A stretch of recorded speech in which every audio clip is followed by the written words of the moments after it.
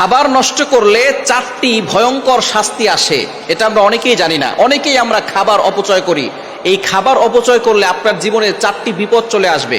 অনেকে রেস্টুরেন্টে গিয়ে বড়লোকি ভাব দেখায়, একটু খাওয়ার পরে বাকিটুকু খায় না। আপনার পাশে যে অনেক গরিব মানুষ, অসহায় মানুষ আছে, যারা একবেলা খাবার পাচ্ছে না, 3 বেলা ঠিক মতো খাবার খেতে পারছে না, আপনি তাদের দিকে খোঁজখবর রাখছেন না। অবশ্যই আল্লাহর কাঠ করে আপনাকে জবাবদিহি করতে হবে।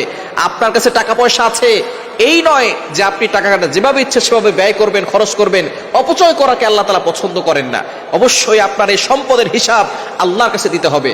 কিয়ামতের ময়দানে হাসরের মাঠে সকলকে 5টি প্রশ্ন করবে। তার ভিতরে 2টা প্রশ্ন হচ্ছে সম্পদের। একটা হচ্ছে সম্পদ কিভাবে আয় করেছো, দ্বিতীয় নাম্বার সম্পদ কিভাবে ব্যয় করেছো। এজন্য অবশ্যই আমাদেরকে সতর্ক থাকতে হবে, খাবারকে নষ্ট করা যাবে না। 1 নাম্বার, যারা খাবার নষ্ট করে তাদের খাবার থেকে বরকত উঠে যায়, তাদের জীবনে কোনো বরকত থাকে না, তাদের রিজিকে কোনো বরকত থাকে না। সুতরাং আপনি যখন খাবারকে অবহেলা করবেন, আল্লাহ তাআলা আপনার এই নিয়ামতকে ছিনিয়ে নেবেন।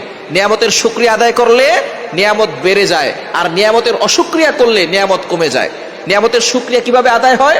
যখন আপনাকে আল্লাহ সম্পদ দিয়েছে, আপনি সেটা ভালো পথে ব্যয় করতেছেন, অপচয় করতেছেন না, এটার মানে হচ্ছে আপনি আল্লাহ শুকরিয়া আদায় করছেন। কিন্তু আপনি যখন অপচয় করবেন, মনে হচ্ছে আপনি আল্লাহ তাআলার অকৃতজ্ঞ বান্দা হয়ে যাচ্ছেন। আল্লাহ তাআলা নিজে বলে দিয়েছেন সূরা ইব্রাহিমের 7 নম্বর আয়াত, 13 নম্বর পারার আল্লাহ পাক রব্বুল আলামিন 15 নম্বর পৃষ্ঠার 7-8 নম্বর লাইন, সূরা ইব্রাহিমের 4-5 নম্বর লাইন, সূরা ইব্রাহিমের 7 নম্বর আয়াতে আল্লাহ বলছেন, লাইন শাকারতুম লাযিদান্নাকুম ওয়া লাইন কাফারতুম ইন্না আযাবি লাশাদীদ।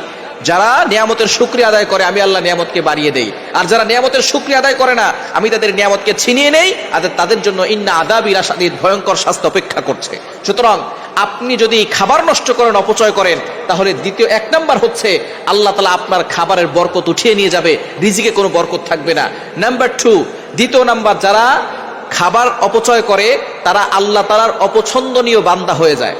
যদি কেউ আল্লাহর অপছন্দনীয় বান্দা হয়, তাহলে তার দুনিয়াতেও শান্তি নাই, আখিরাতেও শান্তি নাই।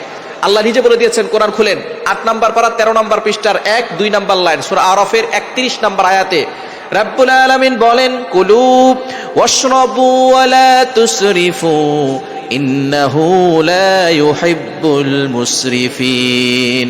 তোমরা খাও এবং পান করো, কিন্তু অপচয় করো না। ইন্নাহু লা ইউহিব্বুল মুসরিফিন, যারা অপচয় করে তাদেরকে আল্লাহ পছন্দ করেন না। সুতরাং 2 নাম্বার, যারা অপচয় করবে, আল্লাহ পাক রব্বুল আলামিনের কাছে তারা অপছন্দকারী বান্দা হয়ে যাবে। আল্লাহ তাআলার কাছে যদি অপ্রিয় বান্দা আপনি হন, তাহলে কিন্তু আপনি দুনিয়াতেও সুখ পাবেন না, আখিরাতেও সুখ পাবেন না। 3 নাম্বার, যারা অপচয় করে তারা গরিবের হক নষ্ট করে।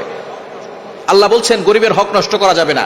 আপনার কাছে যে টাকা আছে, এই টাকার একটা ভাগ গরিবের আছে, একটা হক গরিবের আছে। আল্লাহ তাআলা গরিবের হকটাকে আপনার পকেটে ঢুকিয়ে দিয়েছেন, এজন্য আপনি নিসাবের মালিক